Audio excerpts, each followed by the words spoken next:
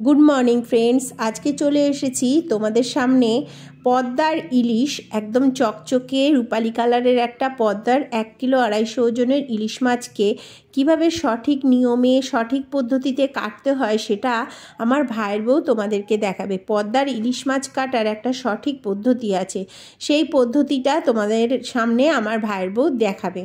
তো চলো let's go. মাছটা 1 কিলো 250 ওজন আছে, সেটাকে পাখনাগুলোকে সবার প্রথমে আমার ভাইয়ের বউ ছাড়িয়ে নিচ্ছে, মানে কেটে নিচ্ছে।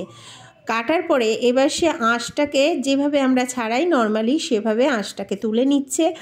আঁশটাকে তোলার পরে এই মাছটাকে আমাদের খুব সন্তর্পণে মানে খুব সাবধানে ভালো করে ধুয়ে নিতে হবে, কেননা ইলিশ মাছ সবসময় ধুয়ে কাটতে হয়। এটা অনেকেই হয়তো জানে না, তো তাদের পক্ষে সুবিধা হবে ইলিশ মাছ কেটে ধুলে তার থেকে সবটা বেরিয়ে যায়, সব স্বাদটা বেরিয়ে যায়। এটা পুরনো পদ্ধতি, এই পদ্ধতিটা অবলম্বন করে ইলিশ মাছ সবসময় কাটা উচিত। মাছটা আঁশটা ছাড়িয়ে নিয়ে ধুয়ে নিল ভালো করে, তারপরে লেজাটাকে কেটে নিল। এবার লেজার পাখনাটাকে প্রথমে ও কেটে নিচ্ছে প্রয়োজন মতো। পাখনাটাকে পুরো কেটে নিয়ে এইবার তোমাদেরকে প্রথম যে টিপসটা ফলো করতে হয় পদ্মার ইলিশ কাটার, সেটাকে তোমাদের দেখাবে। দেখো একদম পদ্মার ইলিশের আগায়, লেজার আগায় মাঝখান বরাবর তেকোনা করে কেটে নেবে। ওখানে একটা কালো রকম রসালো পদার্থ থাকে, ওই পদার্থটা কোনো সময় খেতে নেই, রাখতেও নেই। তো ও আস্তে আস্তে তেকোনা করে কেটে নিয়ে কালো যে পদার্থটা সেটাকে কেটে ফেলে দেবে।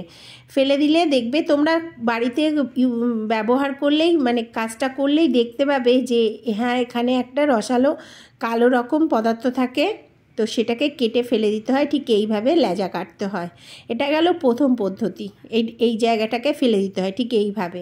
আর এইবার মাথাটাকে ও কেটে নিচ্ছে। মাথাটার একটা পদ্ধতি আছে, সেই মাথাটার পদ্ধতিটাও তোমাদেরকে ভালো করে দেখিয়ে দেবে ও।